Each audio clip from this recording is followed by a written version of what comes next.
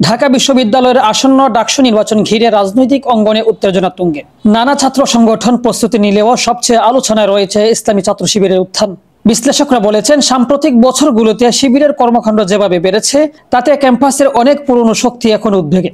শাহবাগপন্থী ও বামপন্থী সংগঠনগুলো আশঙ্কা করছে, এই নির্বাচন হয়তো শিবিরের নিয়ন্ত্রণে চলে যেতে পারে। তাদের আটকাতে ইতিমধ্যেই শুরু হয়েছে নানা কৌশল ও জোটবদ্ধ প্রচেষ্টা। ছাত্রদল, বাংলাদেশ ছাত্র ফেডারেশন, ছাত্র ইউনিয়ন ও বামপন্থী সংগঠনগুলো গোপন বৈঠকে বসে শিবির বিরোধী এক প্যানেল গঠনের আলোচনা করছে।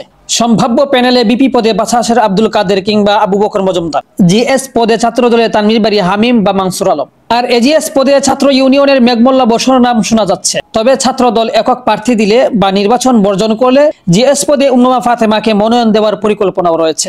অন্যদিকে শিবিরের জনপ্রিয় প্রার্থী সাদিক কায়েমকে ঘিরে প্রতিদ্বন্দ্বীরা নানা প্রচারণা চালালেও তা ব্যর্থ হয়েছে। বাম ও ছাত্রদল তাকে মিথ্যা পরিচয় দাঁড়িয়ে থেকে শুরু করে গোপন ছাত্রলীগপন্থী বলে আখ্যা দিয়েছে, কিন্তু কোনো অভিযোগই মাঠে প্রভাব ফেলতে পারেনি। সবচেয়ে বড় আলোচনায় জন্ম দিয়েছে শিবিরের নতুন প্রস্তাব, ডুপ টেস্ট। তাদের দাবি, ডাকসু নির্বাচনে যে কোনো প্রার্থী হতে চাইলে আগে মাদক পরীক্ষা দিতে হবে। কেউ মাদক সেবন করলে তাকে নির্বাচনে অংশগ্রহণের অনুমতি দেওয়া যাবে না। শিবিরের মতে নেতৃত্ব একটি আমানত, আর নৈতিকভাবে পরিশুদ্ধ প্রার্থী ছাড়া শিক্ষার্থীদের নেতৃত্ব নিরাপদ নয়। লেখক লাবিব আহসান এই প্রস্তাবকে যুগান্তকারী উদ্যোগ বলে মন্তব্য করেছেন। তার মতে, শুধু ডাকসু নির্বাচনই নয়, দেশের সব বিদ্যালয় ও কলেজের ছাত্র সংসদ নির্বাচনের জন্য এ শর্ত কার্যকর করা উচিত। এতে শিক্ষার্থীরা জানবে, যাকে তারা নেতা বানাচ্ছে তারা চরিত্রগতভাবে কতটা যোগ্য। তবে বাস্তবে এই প্রস্তাব পাশ হওয়া নিয়ে সংশয় আছে। বিশ্লেষকদের মতে, ইসলামী ছাত্র সংগঠন ছাড়া প্রায় সব সংগঠনই এই শর্তের বিরোধিতা করবে, কারণ এতে তাদের প্রার্থী নির্বাচনে গুরুতর সংকট পড়তে পারে। শিবিরের দাবি, ডুপ টেস্ট কার্যকর হলে অধিকাংশ আসন ইসলামী ছাত্র সংগঠনগুলো দখল করে নেবে।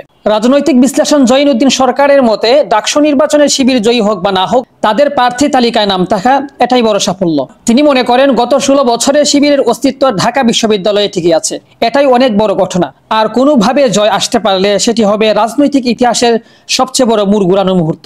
দিন শেষে প্রশ্ন একটাই, ষড়যন্ত্র, জোটবদ্ধ প্রতিরোধ ও বিতর্কের ভিতর দিয়ে কি শিবির ডাকসুতে নিজেদের জয় নিশ্চিত করতে পারবে, নাকি প্রতিপক্ষের ঐক্যবদ্ধ প্রচেষ্টা সফল হবে? এর উত্তর মিলবে নির্বাচনের দিনে। শেখ সাদি, বিডিএস নিউজ, ঢাকা।